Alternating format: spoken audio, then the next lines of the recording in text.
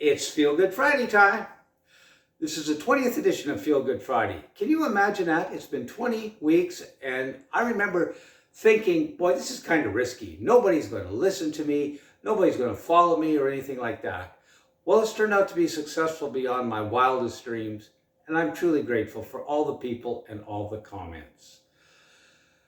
That kind of leads to this week's topic, risk. Now, some people are familiar with this story, but most are not.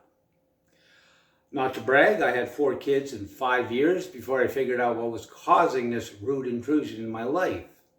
So in the early 90s, found myself delivering the Edmonton Journal for extra money to feed the family and pay that mortgage with a comma in it.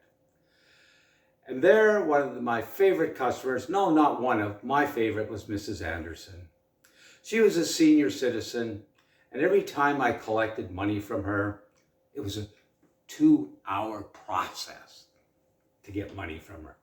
See, I'd get invited in and sit down and have some tea and some cookies, and eventually out would come her paintings. She had painted at least 3 paintings every 2 months. It was her passion. Her eyes just lit up when she shared her dream and her passion. It was an honor to be around her.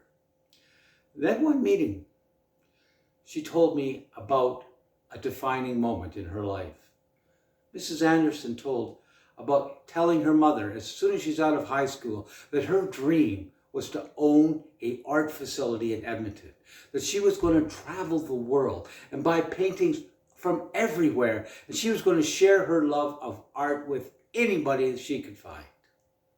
It was a huge, huge dream.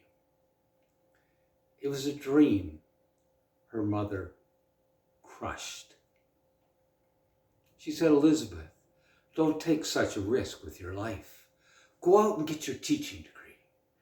Work for your pension, and you will be secure." Mrs. Anderson lived her mother's dream for her life and eventually died secure.